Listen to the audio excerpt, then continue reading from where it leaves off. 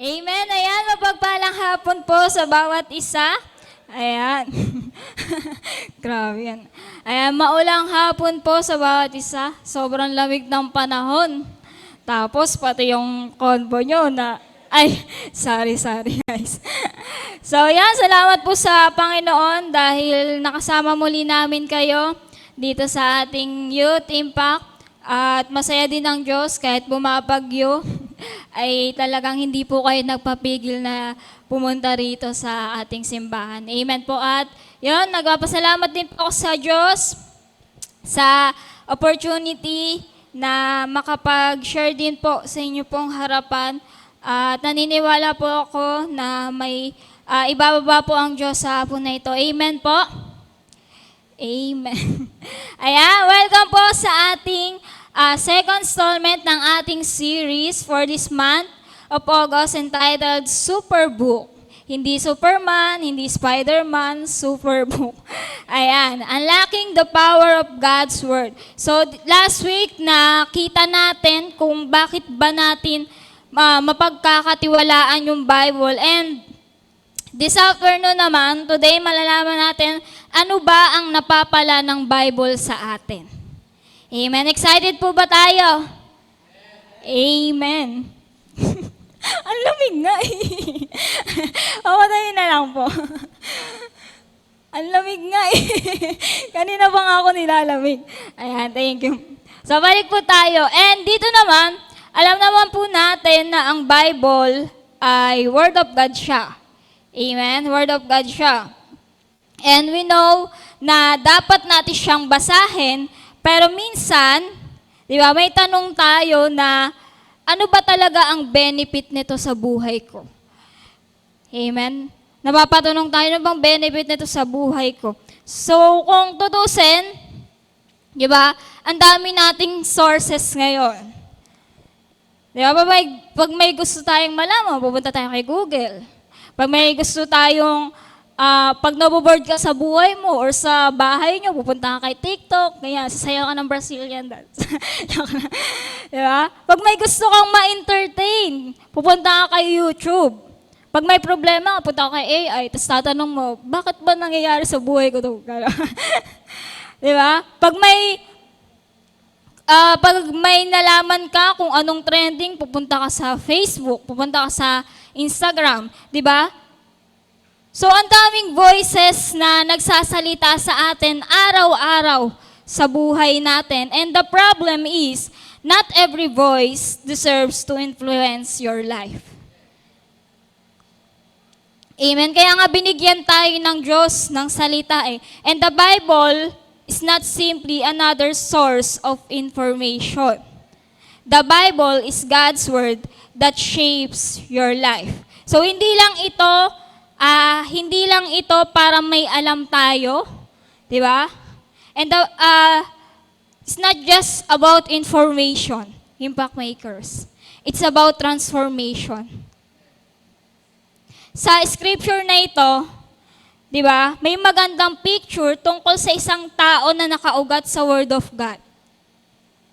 At pinapakita din ito na kayang gawin ng Bible ang isang tao. Amen po. So, basahin natin yung text natin sa hapon na ito, sa awit 1, 1-3, sabi dyan. Malabo na talaga. Sige, sabi dyan, mapalad ang taong hindi namumuhay sa payo ng masasama o sumusunod sa mali nilang halimbawa at hindi nakikisama sa mga taong nangungutya. Sa halip ay nagagalak siyang sumunod sa mga aral mula sa Panginoon. At araw-gabi, ito ay kanyang pinagbubulay-bulayan. Ang katulad niya ay isang punong kahoy na itinanim sa tabi ng sapa na namumunga sa takdang panahon at hindi nalalantang dahon.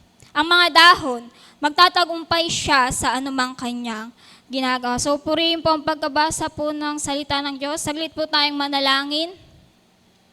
Yes, so God, Lord, pinupuri ka po namin, pinapasalamatan, sinasamba, O Diyos. Lord, salamat po sa pagkakataon na ito, Lord God, na makarinig muli kami, Panginoon, ng inyo pong salita. Lord, give us a wisdom, knowledge, and understanding, Panginoon, na nagmumula po sa iyo nang sa ganon, Lord God, maunawaan po namin, Panginoon, anuman po, Panginoon, yung ibababa mo po sa amin. Lord, patuloy na itago niyo po ako, Panginoon, sa inyo pong likuran.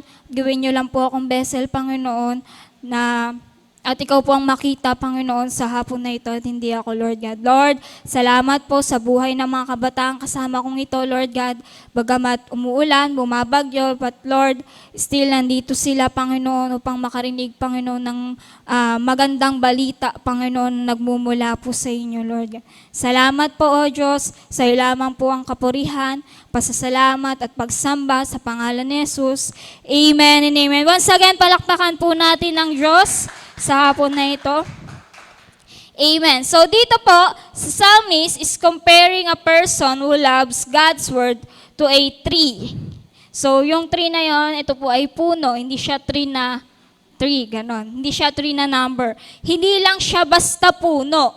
A tree planted by streams of water. So meaning, ayan, may source siya, may pinagkukunan siya ng buhay, di ba? And because of the source, the tree becomes healthy. Amen. And that's what God's word does to us. So when we stay rooted in God's word, something happens to our lives. Amen. So samahan niyo po ako, pag-aaralan natin sa hapon na ito entitled, The Blessings of the Bible. Amen. Sabihin niyo nga po, blessings. Blessings. So, what are the practical benefits of the Word of God? So, tingnan natin ang apat na bagay, practical blessings of the Bible. So, may apat na bagay po tayong pag-aaralan sa hapon na ito. Mabilis lang to guys, mga 7 tapos na. Mabilis lang to. So, una, in verse 3, sabi dyan, He will be like a tree firmly planted by streams of water, which yields its fruit in its season, and its leaf does not wither. And in whatever he does, he prospers. So una, firmness. Sabihin niyo nga po, firmness. Firmness. So sabi dito, firmly planted, hindi lang siya basta nakalagay. Amen. Hindi lang siya basta nakatayo, firmly planted. Ibig sabihin, may roots siya. May ugat siya. So, alam naman natin, di ba, kapag may malakas na hangin, ang puno na walang matibay na ugat, madali siyang matumba. Di ba? Pero kung malalim yung roots niya, kahit anong hangin ang dumating sa kanya, di ba, may matibay siya, hindi siya matutumba. And young people, kailangan natin yan. Bakit? Kasi life will shake you. Hindi dahil kabataan ka, hindi dahil estudyante ka or anak ka, exempted ka na sa problema.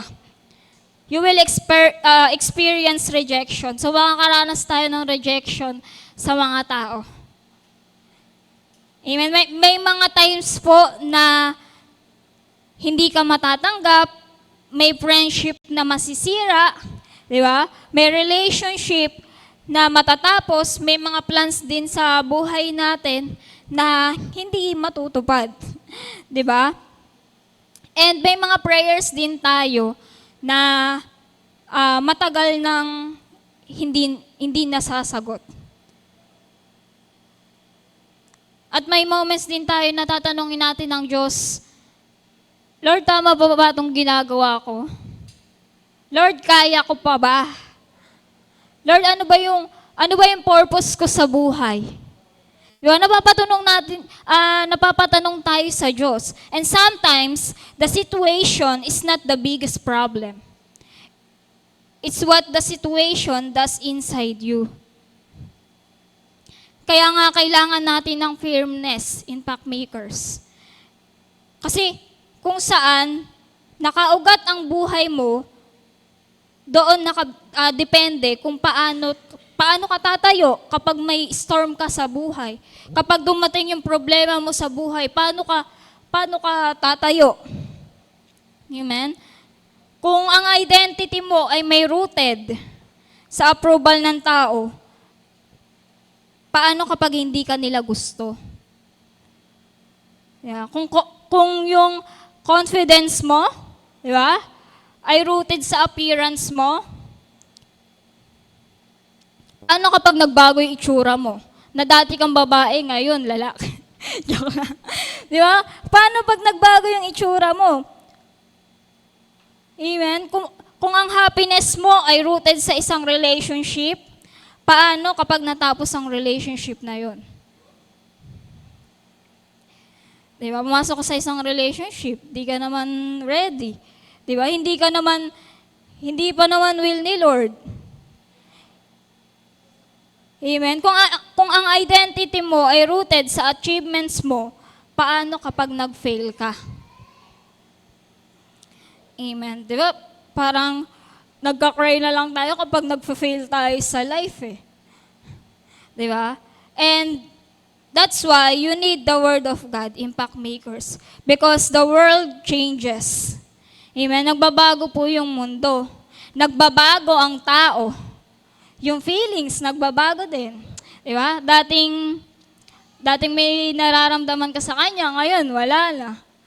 Dating wala kang nararamdaman sa kanya, ngayon meron na. Di ba? So, nagbabago yung feelings. Nagbabago din yung trend. And, nagbabago yung ginagalawan natin sa mundo. But, God's Word remains. Amen? Nagbabago lahat, nagbabago ang galawan ng mundo, nagbabago yung tao, nagbabago yung feelings ng tao, nagbabago yung trend, but hindi nagbabago yung salita ng Diyos. That's why Jesus said in Matthew 7 that the person who hears His word and puts into practice is like someone who built his house on the rock. So dito, you know the story na dumating yung ulan, di ba? Bumagsak ang baha, humampas ang hangin, pero hindi bumagsak ang bahay. Why? Because it was built on the right foundation. Amen? Tama yung foundation nila, kaya kung makikita natin or mababasa natin dito na hindi bumagsak yung bahay. And listen to this, Impact Makers. The Bible doesn't promise you a life without storms. Pero it gives you a foundation that can keep standing when the storms comes. Amen? Maybe right now you are going through something.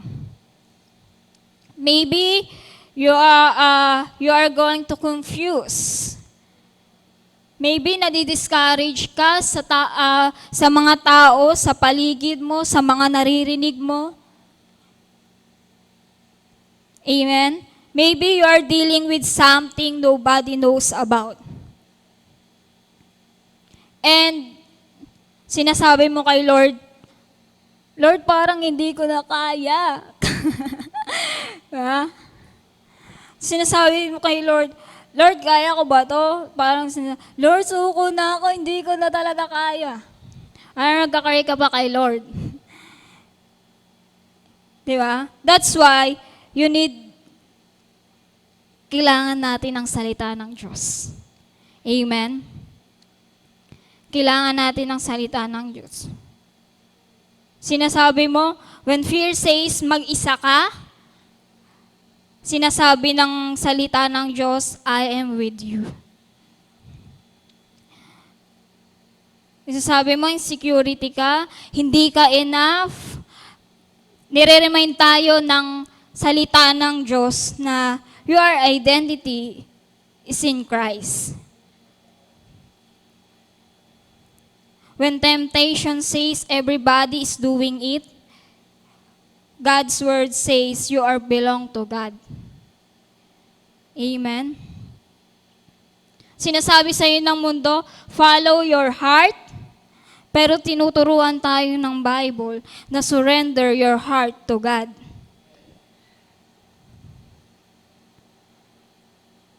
Amen. The word is unstable, but God's word gives you stability. Kaya nga, impact makers, stay in the word. Manatili tayo sa salita ng Diyos. Amen. Kasi ito yung magbibigay sa atin ng firmness. Na kapag dumating yung bagyo, hindi ka basta-basta matitinag. Kapag dumating yung problema mo sa buhay, hindi ka basta-basta susuko. Amen. Di ba? Dumadating tayo sa point na parang sukong-suko na tayo sa buhay. Feeling natin parang walang nangyayari sa mga ginagawa natin. But nire-remind tayo ng Word of God na ito. Firmness. Nang sa ganun, hindi tayo basta-basta matitinag. Hindi tayo basta-basta matutumba. Hindi tayo basta-basta matatalo. Amen? And pangalawa, in verse 3 uli, sabi dyan, he will be like a tree firmly planted by streams of water, which yield its fruit in its season, and its leaf does not wither. And in whatever he does, he prosper. So una, firmness. Pangalawa, fruitfulness. Sabi niyo nga po, fruitfulness. So now, tignan natin mabuti. Ayan, pwede po ba pabalik tayo sa picture? Tignan natin mabuti yung picture na ito, yung puno.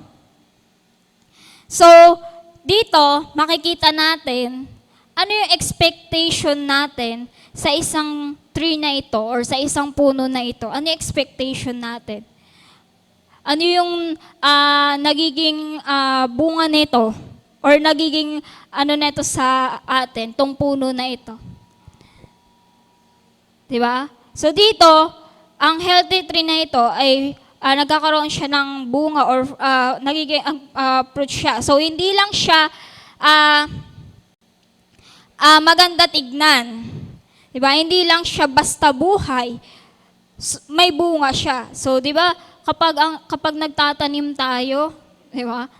Bawa, nagtanim ka ng isang, sunflower, ganun. So, di ba, nagbubunga siya, nakikita natin na lumalago siya. So, ganun din sa atin. And that's God's desires of your life. God didn't save you just so you can attend the church every Sunday, hindi lang basta makapag-post ka ng Bible verse, di ba? Hindi lang basta makapag-worship ka every Sunday, ganon. Gusto ng Diyos, God wants your life to bear fruit. He wants your life to make difference. He wants your life to grow. Gusto ng Diyos na mag-grow tayo sa buhay. Gusto ng Diyos na yung faith natin ay lumago.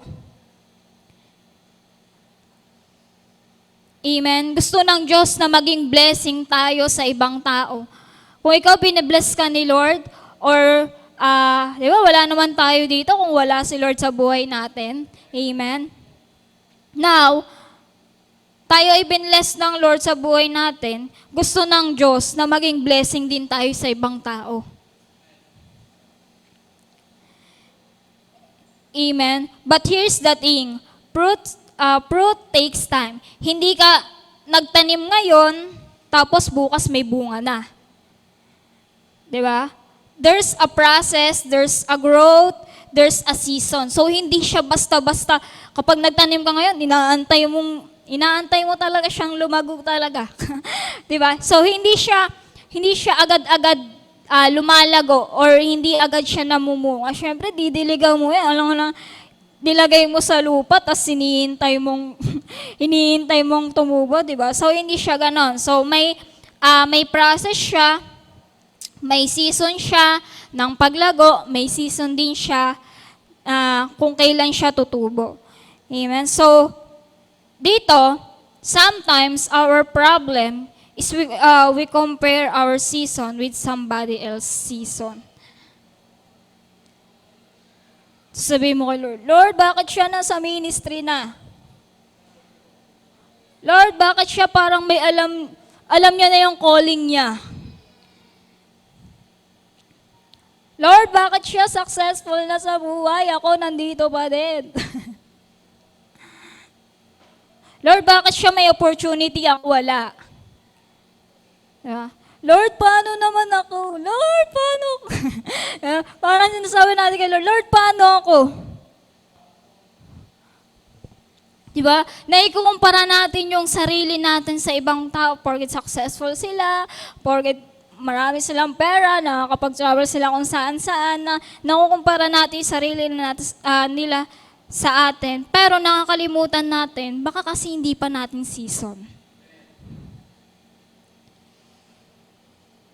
Amen? Hindi pa natin season. Dahil kinukumpara mo yung buhay mo sa iba, iniisip mo ngayon na wala nang nangyayari sa buhay mo.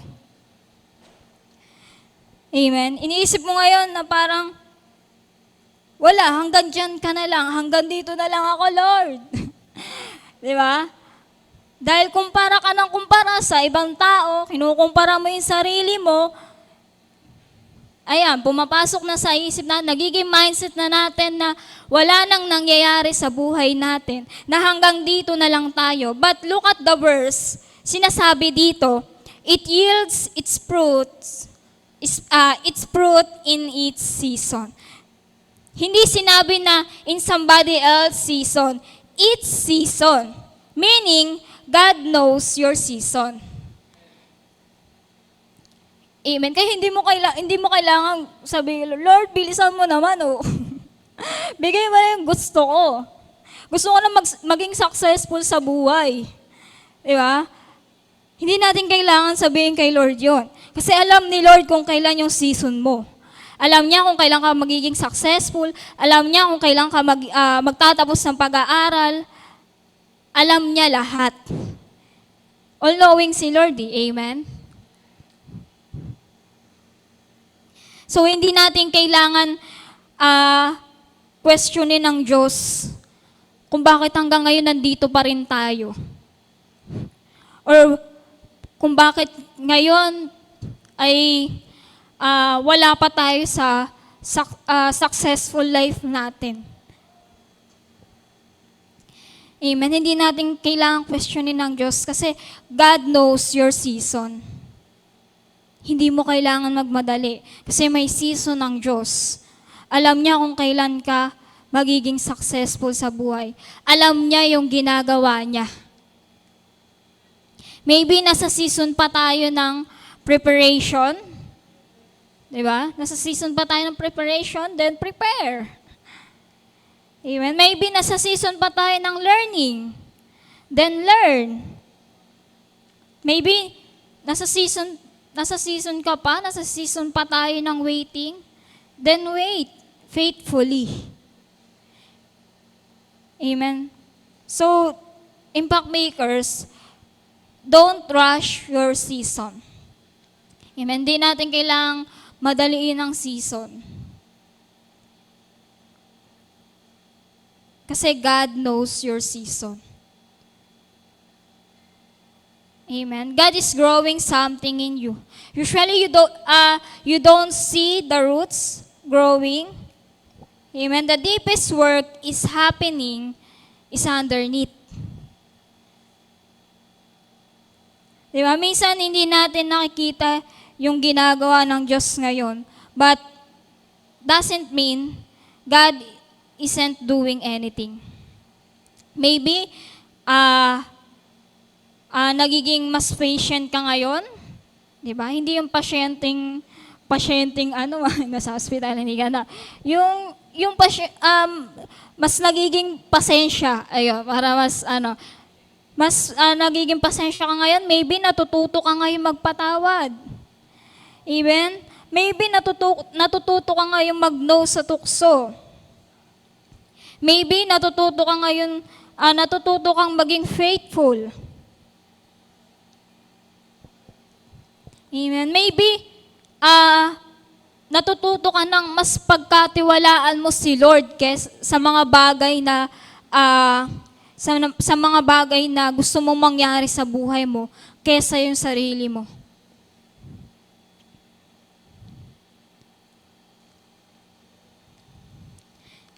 Amen.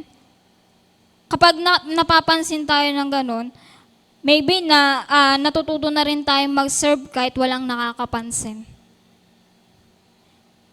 That's growth, impact makers. And eventually, that growth becomes visible. Hindi man nakikita ng tao yung ginagawa mo, kita naman yan ng Diyos. Hindi mo nakikita hindi nakikita ng tao yung pagsisilbi mo sa loob ng simbahan, yung pagsisilbi mo sa Diyos. Naniniwala ako nakikita ng Diyos yung mga ginagawa mo para sa Kanya. Mapapansin nila sa iba, napapansin nila sa iba ka na mag-response, iba ka na mag-handle ng pressure sa buhay, trumato ng ibang tao, paano ka mag-decide sa buhay. That's fruit, impact makers. And God's Word produces fruits in our life. So, kaya wag tayo susuko sa buhay. Amen. Wag tayo susuko sa buhay kung hindi mo pa nakikita yung bunga. Keep planting, keep reading, and keep meditating. And also, keep obeying. Amen. Because there is a season for a fruit. May season tayo ng paglago. May season tayo ng pagbunga. Amen. Kaya sabi ko nga kanina, hindi natin kailangan madiliin to. Diba? Alam ni Lord yung season mo. Amen. And when that season comes, God will make visible what He has been developing in you. That is fruitfulness. Amen. And number 3, nandiyan pa ba tayo? Amen. Nandiyan pa ba tayo? Amen. Kala mo matulog na kayo eh. Kasi malamig dito sa train. Amen. So, number 3, sabi dyan, He will be like a tree firmly planted by streams of water, which yields its fruit in its season, and its leaf does not wither, and in whatever he does, he prospers. So, una, firmness. Pangalawa, fruitfulness. And pangatlo, freshness. Sabihin niyo nga po, freshness. So, dito, imagine na tree uli. Ayan, tingnan uli natin yung puno. So, dito, may dry season. May init, may storm, di ba? May pagbabago ng weather. Ngayon, nagbago yung weather natin. Ilang araw na, ganito yung season ganito yung weather natin. Pero dito, sa puno na ito, di ba, still buhay siya. Di ba? Its leaf does not wither. Bakit? Because it has a continuous source. It's planted beside the water. Amen? Still, continue pa din yung kung bakit ganyan siya, buhay na buhay yung puno na yan. Diba? Kasi nagpapatuloy yung source niya, yung hindi lang siya inaanuhan ng tubig lang. And dito, Packmakers, there will be moments when you feel spiritually dry. May times kasi na uma-attend lang tayo ng church, pero wala ka nang nararamdaman. You worship God, but your heart feels tired. You pray, but parang ang hirap, parang nahihirapan kang mag-pray. Nagbabasa ka naman ng Bible, pero bakit parang wala kang naiintindihan? You serve in ministry, pero pagod ka na.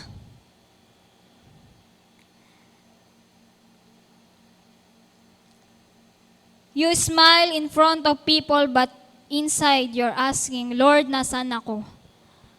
Diba? Napapatanong tayo kay Lord, Lord, nasaan ako? And life can drain you. Sa school, problema sa bahay, sa friendship, di ba? Social media, trying to please everybody, and if you're not careful, you can become spiritually dry. Na parang, natanong mo kay Lord, Lord, nasaan ako? Lord, bakit ganito yung nangyayari sa akin? Lord, ang dami-daming problema sa bahay. Nagsasawa na ako, naririndi na ako.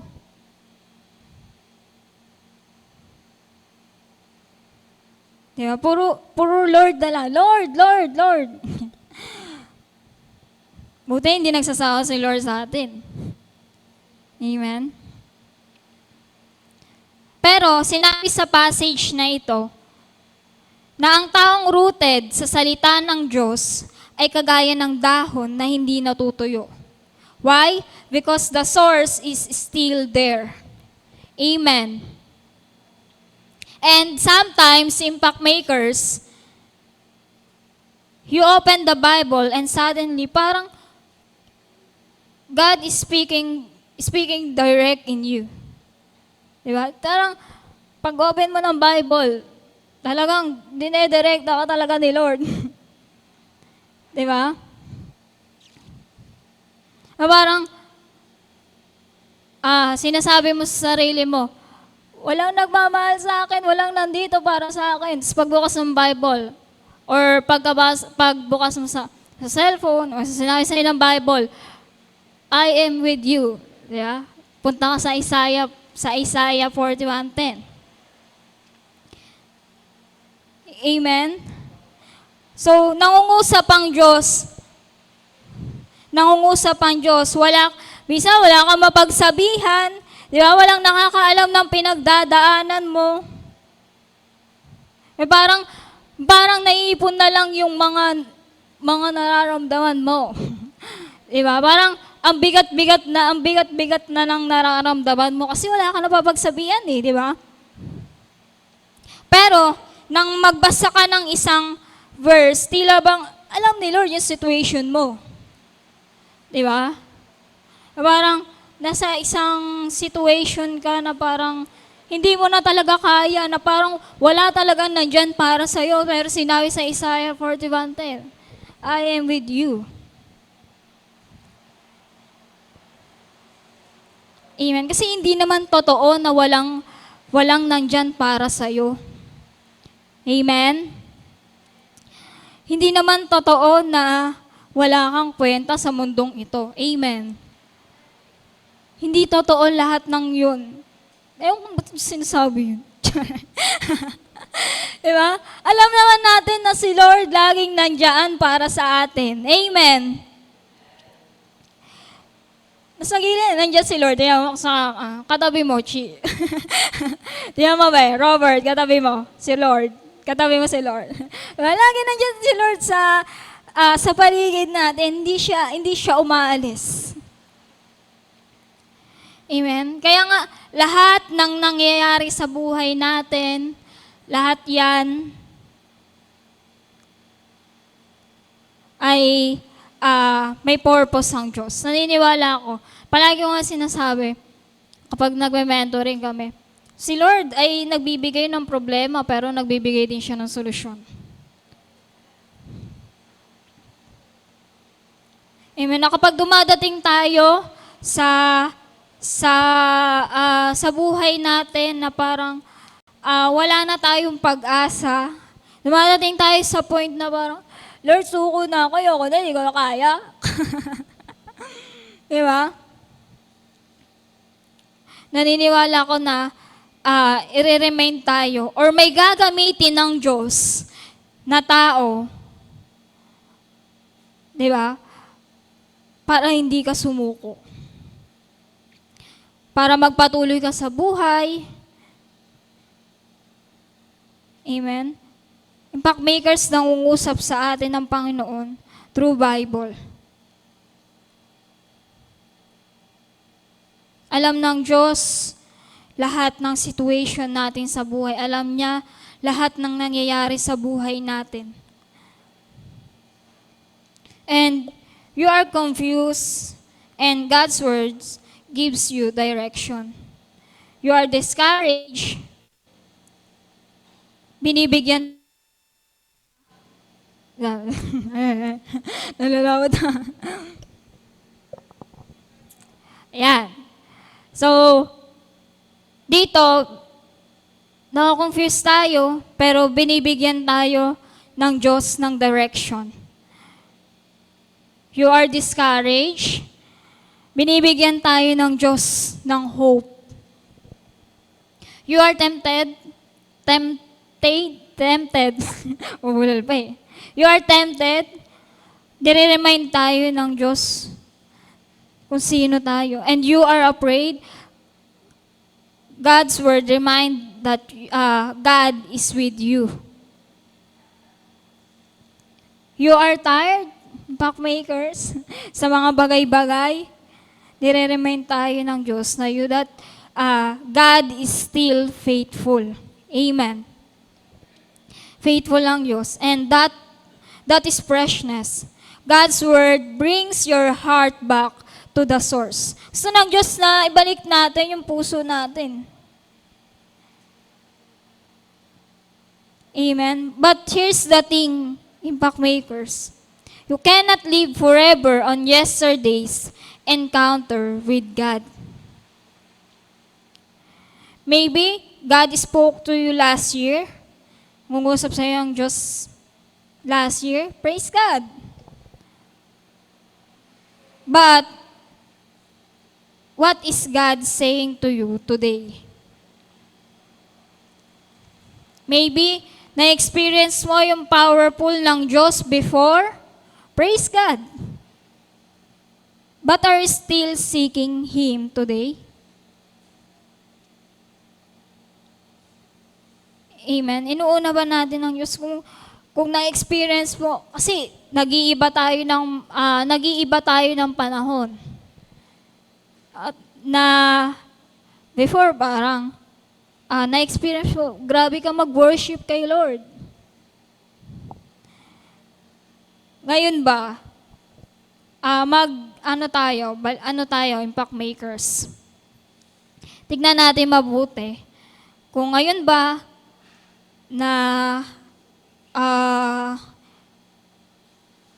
nauuna natin si Lord or nauuna na yung ibang bagay bago si Lord. Amen. You cannot live on yesterday's spiritual food forever. That's why, sabi sa Psalm 1, sabi diyan, He meditates on it day and night. It means araw-araw. Amen. Hindi pag gusto mo lang yung araw na to, kundi araw-araw. You need the word. Amen. Kailangan natin yung salita ng Diyos. Hindi lang kapag may problema ka, hindi lang kapag may exam, hindi lang kapag heartbroken ka, lalapitan mo yung si Lord or yung word niya. Diba? Hindi lang kapag may kailangan ka. Hindi lang kapag may problema ka, tsaka ka lalapit kay Lord. Hindi lang kapag sukong-suko ka na sa buhay. Tsaka ka magbabasa ng Bible. Diba? Every day. Dapat araw-araw. Amen? Sino ba dito may cellphone? Enge. Charot. Di ba kung may cellphone tayo or may Bible tayo sa cellphone, di ba nagre-remind sa atin yung ewan ko, gano'n kasi sa akin din, na-notify sa akin yung Bible, so nagre-remind siya. Nagre-remind yung Bible sa akin. So, Grabe, ang ano lang, ang galing lang din pag ano talaga, parang alam talaga ni Lord eh. Parang alam talaga ni Lord yung mga nangyayari din sa, nangyayari din talagang kapag gising mga umaga. Yeah, alam kong pag gising nyo sa umaga, cellphone agad yung hawak nyo. Kagano, kakapakapain nyo pa kung saan nyo nilagay yung cellphone nyo. Kasi nakapikit pa eh. Di ba? Parang, pagbukas mo ng cellphone, may naka-notif na Bible verse sa'yo. Diba? Kasi ako ganun yung insight. Pero hindi naman ako agad-agad kumukuha ng cellphone. Diba? Parang, yung verse na iyon sa Bible, ay talagang nagre-remind sa buhay natin. Yung pagising pa lang natin, ang ganda na ng word na binigay ng Diyos sa atin.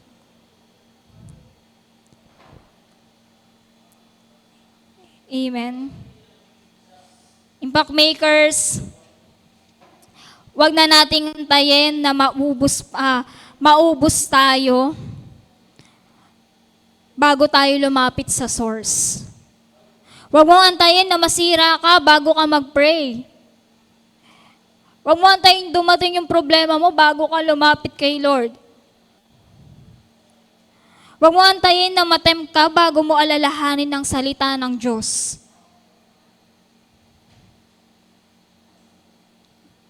Amen? Hindi mo kailangang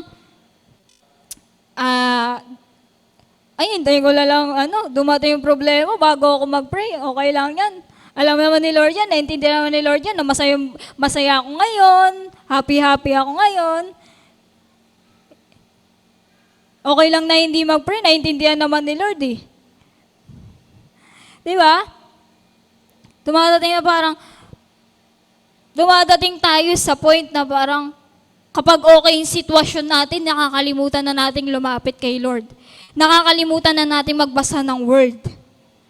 Kapag okay, masaya yung sitwasyon natin, nakakalimutan na natin yung nagbigay ng saya para sa atin.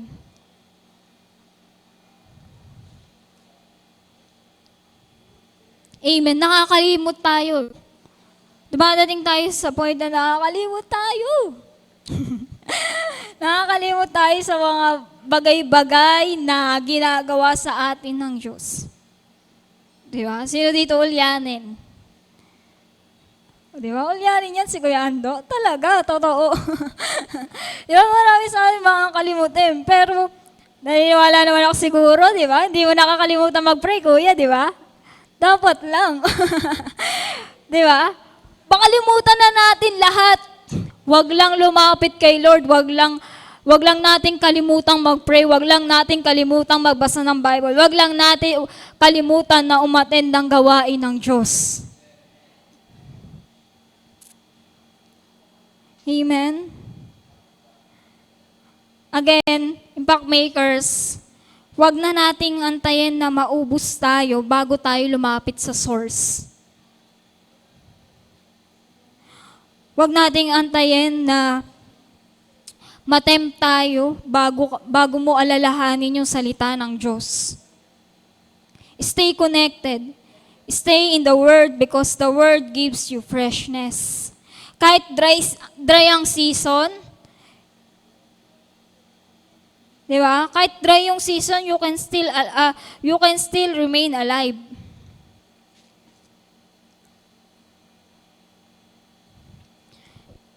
Amen. Palagi nating tatandaan yung impact makers na sa panahon na parang hindi na natin alam yung magiging yung mga pag-iisip natin, parang gulo-gulo na eh. Diba? Dumadating tayo sa point na parang ang gulo-gulo ng isip natin, hindi natin alam yung gagawin natin, hindi natin alam kung saan tayo lalapit. Diba? Lagi lang natin alalahanin yung word ng Diyos. Dahil naniniwala ako tayo ng freshness.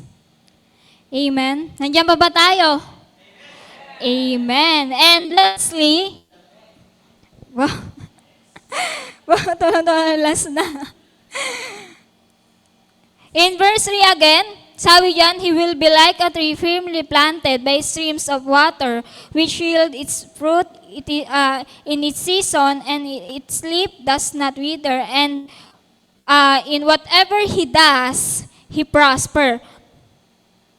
Apat na bagay. So, una, firmness. Pangalawa, fruitfulness. Pangatlo, freshness. And pang-apat, and lastly, fullness. Sabi niyo nga po, fullness. Fullness. So, now, tignan ulit natin mabuti. Diba? Na hindi ibig sabihin na kapag nagbasa ka ng Bible, yayaman ka. Sana mayaman na tayo ngayon. Di ba? Kung lagi tayo nagbabasa ng Bible. Hindi ibig sabihin na kapag nagbasa ka ng Bible, magiging famous ka. Wow, famous yarn. Sisikat yarn. Pasikat yarn, gano'n. Di ba? Hindi ibig sabihin na kapag nagbasa ka ng Bible, wala ka nang magiging problema, na magiging excited ka na sa problema mo. Sino yan? Sana all. Di ba? Hindi ibig sabihin na kapag nagbasa tayo ng Bible, exempted na tayo sa lahat ng to. Remember that biblical prosperity is bigger than the money. It's about living a life that is meaningful, fruitful, and aligned with God's purpose. Amen? And dito, in other words, God's word helps you live the life God designed you to live. Amen. And dito, this is important especially sa ating young people. Kasi you are making decision about your future. Tama? Na anong course yung kukunin mo, anong career, sino yung magiging friends mo, di ba? Sino ang magiging influence mo, anong relationship yung papasukin mo, ano yung gagawin mo sa gifts mo, ano yung mga opportunities na binibigay sa'yo, ano yung magiging direction ng buhay mo. And everybody has advice. Kaibigan mo, sa social media, marami tayo nakikita sa social media na yan. Sa social media. Di ba? Sa mga influencers, sa culture, sometimes even your emotion has advice. But, listen, impact makers, pakinggan natin to. Not every voice deserves to direct your life. Amen. Again, not every voice deserves to direct your life. That's why kailangan natin ng Word of God. Amen. Kailangan natin ng salita ng Diyos. Dahil tinuturuan tayo ng Bible na ito kung paano maging successful sa buhay. Di ba? Tinuturuan tayo ng Bible na ito kung paano maging faithful, mamuhay sa kagustuhan ng Diyos.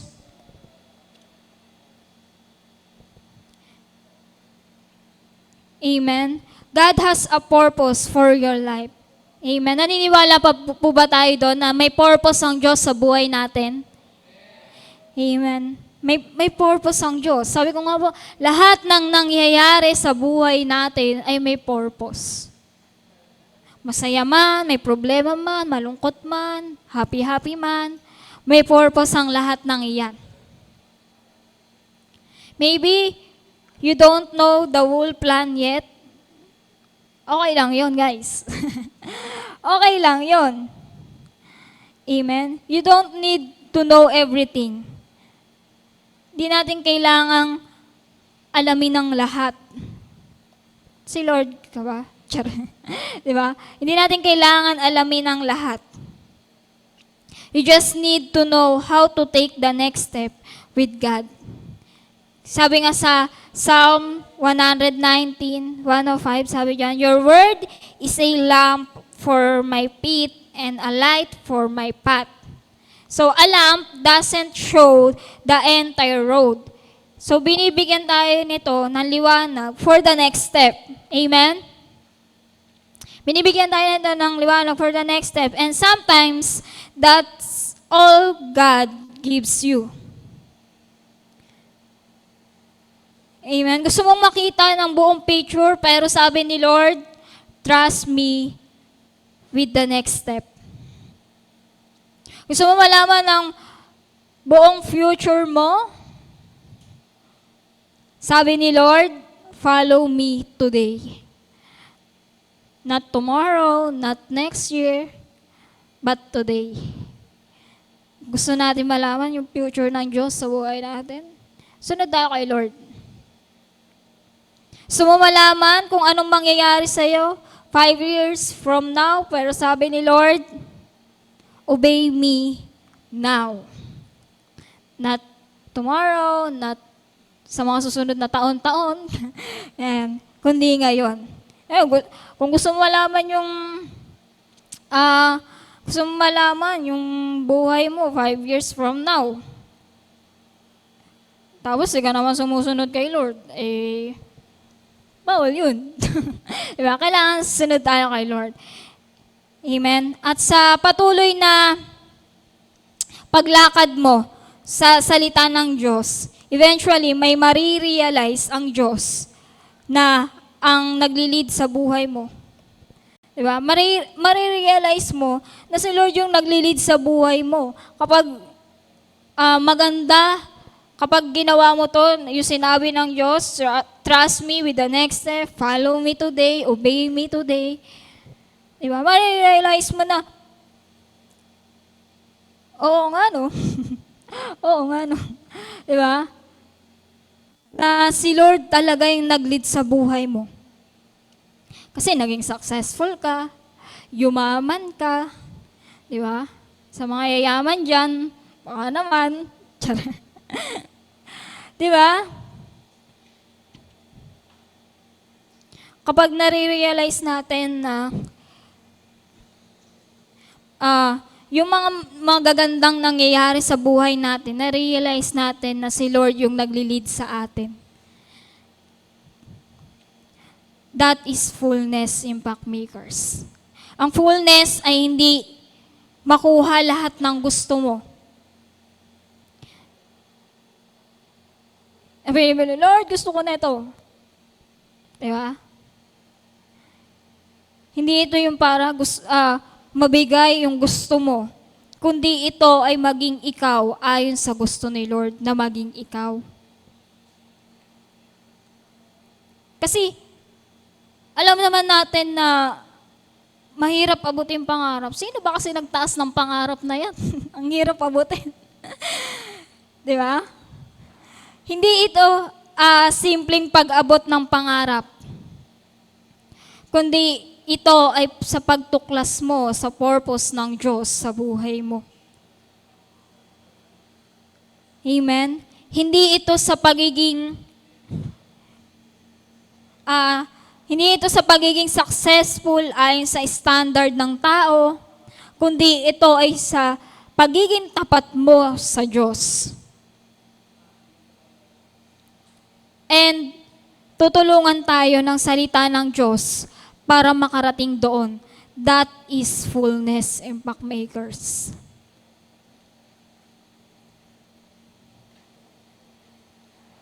That is fullness. Kailangan lang natin sumunod kay Lord. Kailangan lang natin magtiwala kay Lord kung anong step yung gagawin niya. Naniniwala ako na kada lalakad tayo sa buhay natin, sa journey natin, na nilalakaran, naniniwala ako na kasama natin ang Diyos at nangunguna ang Diyos sa atin.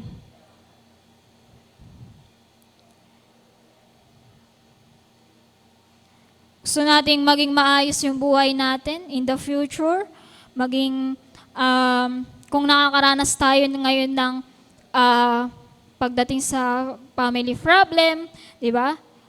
Kung gusto natin makaranas ng maayos na pamilya in the future,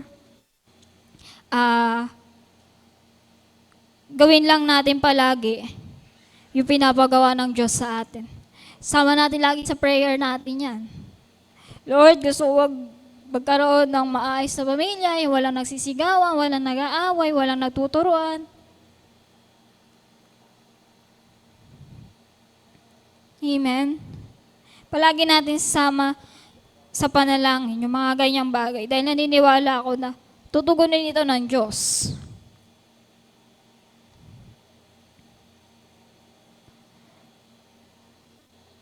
Kasi maraming boses ngayon ang naririnig natin. Sabi ko nga kanina sa social media, parang ang dami nating nakikitang mga eme-eme na post. eme-eme na post. Di ba? Parang feel natin, ay, ito yung gusto ni Lord para sa akin. Hindi ganun yun, be. Bakit nakita mo lang na may nakita kang story, may bagong laptop. Ala, Lord, gusto ko din ng laptop. Di ba? Hindi naman siya basta ganon lang. Yun mga nangyayari sa buhay natin. Di ba? Parang, sabi ko nga sa inyo, may season si Lord. Kung kailan niya ito bibigay, kung kailan mo season ito. Diba? Sabi ko nga sa inyo, may season kung kailan kayo magiging successful. Naniniwala naman ako na darating yung panahon na magiging successful kayo sa buhay dahil sinamahan kayo ni Lord. Amen?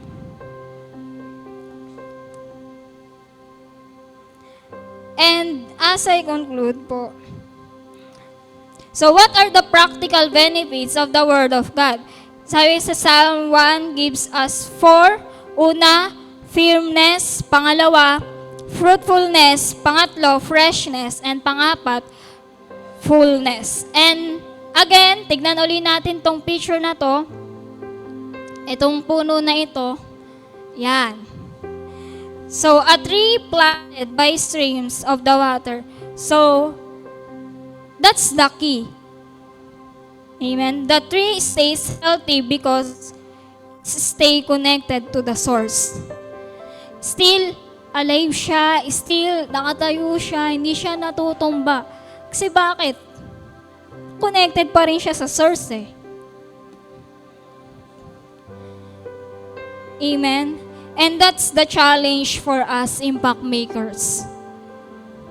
A tree planted by streams of the water. And dito, kina-challenge tayo, stay connected to the source.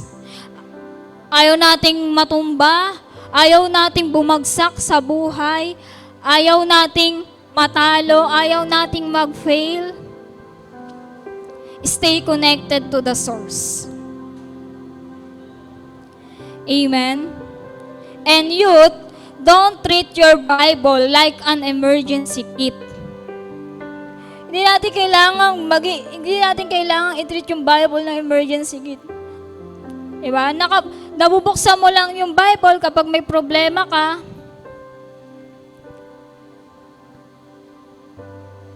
Diba?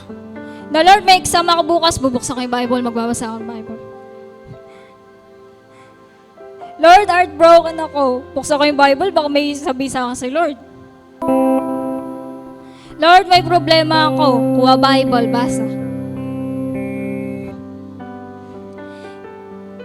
Hindi ganon, impact makers. Hindi natin siya kailangan gawing emergency kit. Don't treat the Bible as your emergency response.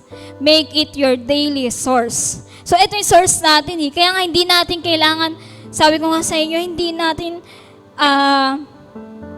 kailangan dumating sa point na, dadating tayo sa point na, kapag may problema tayo, tsaka lang natin bubuksan yung Bible.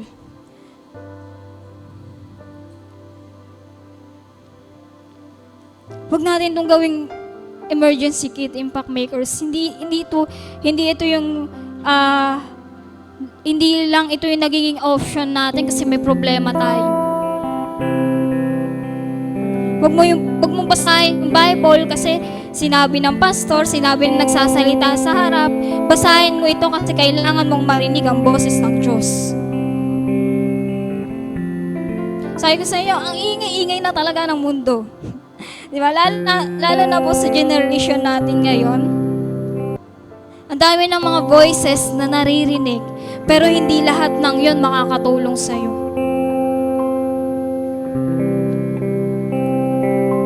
Kaya nga palaging nandyan yung Bible para sa atin. Nire-remind tayo. Alam mo, napakahalaga po talaga ng Bible. No?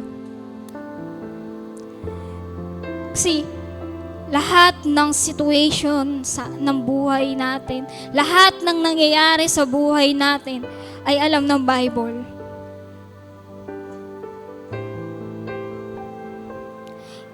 Again, hindi natin kailangang basahin or buksan yung Bible dahil sinabi lang sa atin ng leader natin, sinabi lang sa atin ni pastor, narinig lang natin sa nagsasalita sa harap, ginaya lang natin yung katabi natin kasi nagbukas siya ng Bible.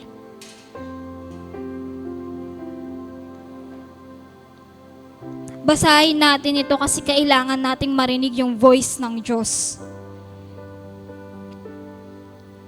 At tandaan natin na ang goal ay hindi ka lang basta magbasa ng Bible, kundi baguhin ka ng salita ng Diyos. Hindi siya read lang, ganon. Madali naman magbasa. Di ba? Madali namang magbasa. Pero kung babasahin mo lang, walang nangyayari, walang nagiging epekto sa'yo, yung binabasa mo, di ba? Sayang lang din.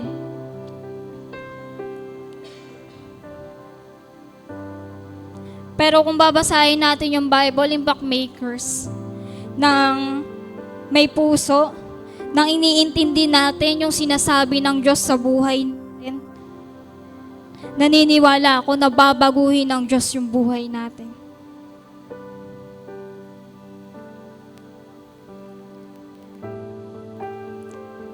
And Impact Makers, let me challenge you. Don't just be a young person who owns the Bible. Be a young person who is rooted in the Bible. Don't just know Bible verse, di ba? Hindi natin kailangan magkaroon ng maraming alam na Bible verse. Let the Bible shape your life. Don't just hear God's word on Sunday. Di mo lang siya maririnig every Sunday kapag a-attend ka lang ng youth. Di ba? Kailangan namumuhay ka rin sa salita ng Diyos every Monday, Tuesday, Wednesday, Thursday, Saturday, hanggang Sunday. Dapat namumuhay tayo sa salita ng Diyos every day.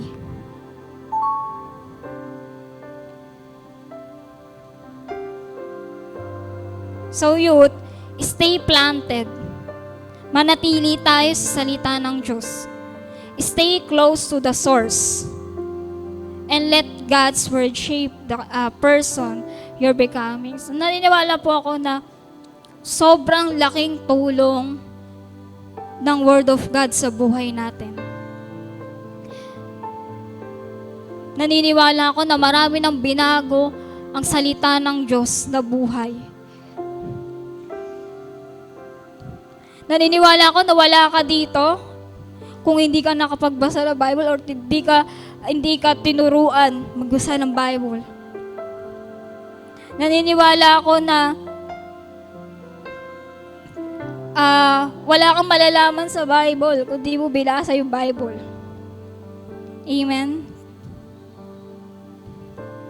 Impact Makers, gawin nating buhay ang Biblia. Gawin nating buhay ang salita ng Diyos.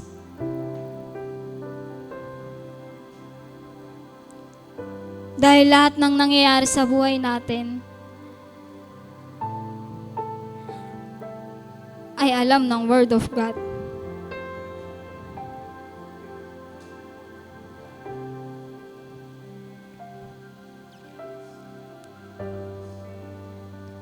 Baka kasi mamaya dumadating na tayo sa point na de-devotion tayo. Ayan. Sino po dito nagde-devotion? Amen. Dumadating tayo sa point na de-devotion tayo. Hanap tayo ng verse. Ganyan. Parang, stop. Parang, wala lang ako ng ano yung maano nating verse. Tapos sulat sa notebook, ganyan.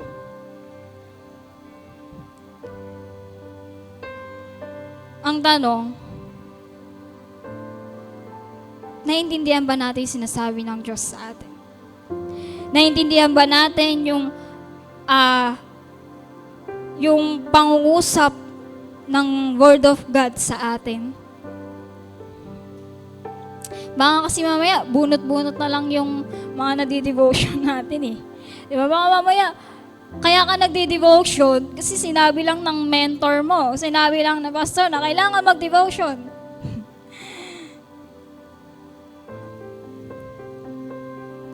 Baka ginagawa na lang natin yon kasi sinabi sa atin.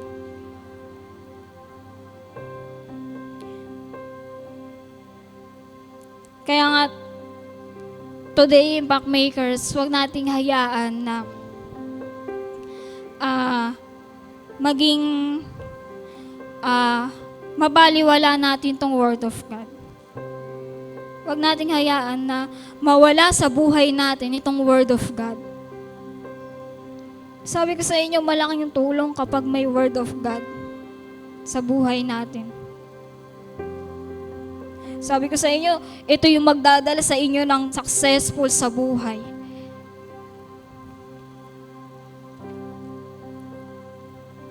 Amen.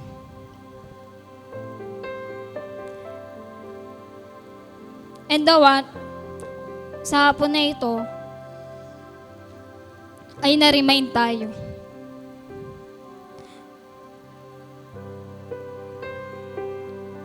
Na malaking pagpapala sa buhay natin ang salita ng Diyos.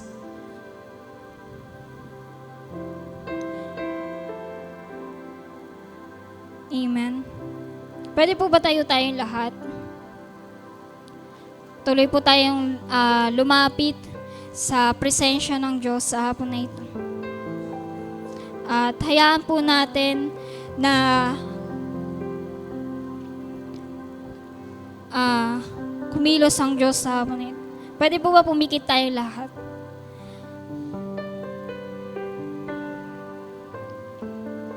Huwag nating hayaan na sa hapon na ito, yung boses ng katabi mo, yung boses sa paligid ng tao, ang marinig mo.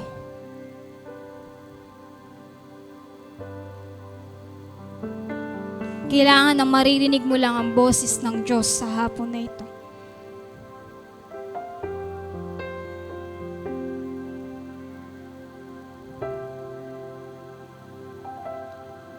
Pagbulay-bulayan po natin mabuti. Tignan po natin mabuti na baka mamaya yung galawan na ng mundo yung ginagalawan ko. Baka mamaya yung kagustuhan na ng mundo yung sinasabi na ng mga post na sa social media, yung mga ginagawa ko. Baka ayun na yung mga nasusunod ko sa buhay ko.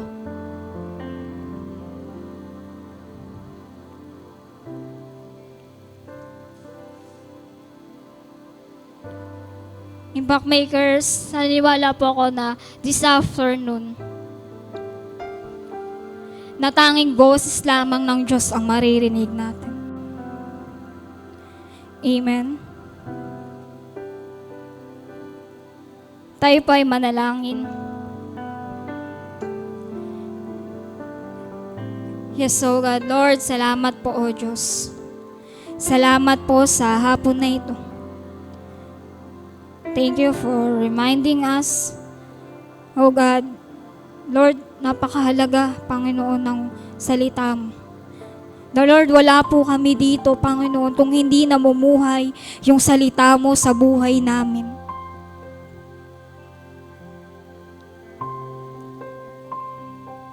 Lord, patuloy niyo po kaming samahan. Patuloy niyo po kaming gabayan, Lord God. mga salita mo, Panginoon, ang patuloy na mamuhay sa puso at isipan namin. Lord, napakiingay na po ng mundo. But Lord, panalangin ko po sa mga kabataan na ito, Lord God, ay ang tanging boses mo lamang ang marinig. Tanging kagustuhan mo lamang, Panginoon, ang masunod, Panginoon, sa buhay po nila.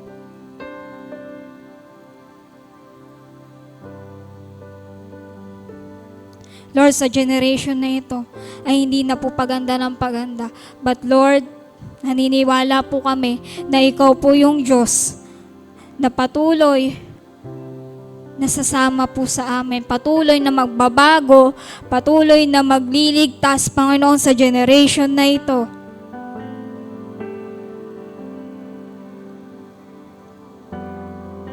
Lord, patuloy na yung salita mo lamang ang mamuhay sa buhay ng bawat isa. Lord, salamat po sa hapon na ito. Salamat po sa inyo pong salita. Nawa po, Panginoon, ito pong narinig namin, Panginoon, ay malakaran po namin na naaayon po, Panginoon, sa inyo pong kalooban. Nasama-sama po namin, Lord God, na uuwi kami sa loob ng tahanan, darating ang ilang araw, Panginoon, papasok kami sa school, sa trabaho, Lord God, nadala-dala po namin, Panginoon, ang inyo pong salita.